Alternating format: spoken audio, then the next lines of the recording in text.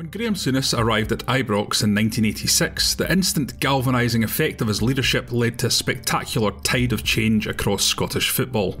For another of Anfield's favoured sons, Steven Gerrard, the effect was far less obviously pronounced. It was to be an evolution rather than revolution. At his first press conference, Gerrard was confident but realistic. Having watched his side lose to Celtic in person in the weeks before his unveiling, he already knew the scale of the challenge. Asked about getting the club back on its feet and stable again, he said, "I think that's the key, stability." In appointing a coaching team that very deliberately rounded out his own skill set, Gerrard made perhaps the best decision of his reign first. In Gary McAllister he added managerial experience and knowledge of Scottish football. In Michael Beale he brought in a supreme modern coaching brain with a track record of developing players. In Tom Colshaw, a trusted sounding board and set-piece expert arrived, while Jordan Milsom brought sports science nous. They quickly set to work on the training pitch, and it's stark that many of the adjectives that you'd use to describe the current champions would fit with Gerrard's first few games in charge. Aggressive in and out of possession, extremely fit and able to express that through dogged pressing, proficient in counter-attacks with full-backs that press high up the pitch, and all within a framework of an attack-minded 4-3-3.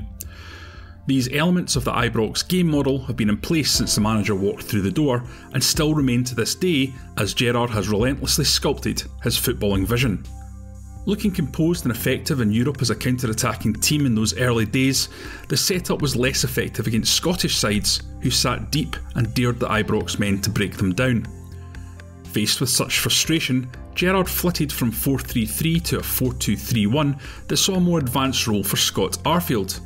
It worked well in defeating Celtic at Ibrox before the turn of the year, but soon ran into similar issues. A lengthy ban for Alfredo Morelos after his red card in a 2-1 defeat to Celtic prompted another tactical tweak as Gerrard looked to adapt his side to better support replacement striker Jermaine Defoe.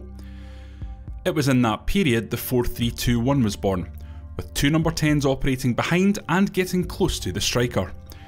It was a tactical solution to a specific problem, but one that proved to be lasting, and after 2 seasons of steady improvement, Rangers romped to a 55th league title in the third, proving unbeatable and shattering records in their wake.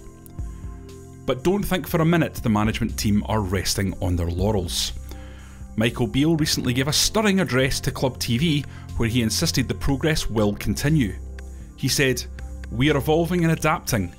The good news for us is that the Rangers you see today is only just the start." And the next part of that adaptation to Gerrard's tactics may have already been debuted.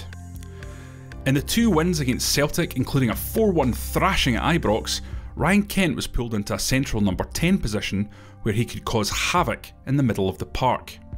Ahead of him were 2 traditional number 9s in Kemar Roofe and Alfredo Morelos. The move from a 4-3-2-1 to a 4-3-1-2 was key to winning both games, and Kent's sensational performance suggested the potential for a long-term role in a central position. And a change to a front pairing would also make sense for 2 strikers already on the books. Cedric Itten has had a mixed debut season in Govan, but blasted 20 goals playing in a front 2 for St Gallen during his final season in Switzerland, when he finished the 2nd top goalscorer in the country. Meanwhile, new signing Fashion Sakala's brilliant form for Oostende, that saw him rack up 16 goals in 34 games in the Belgian top flight, came alongside powerful target man Maktar Gueye. With Kemar Roofe and Alfredo Morelos having also shown themselves to be perfectly capable of playing with company, perhaps the next major evolution of Steven Gerrard's Rangers is already part of the tactical armoury.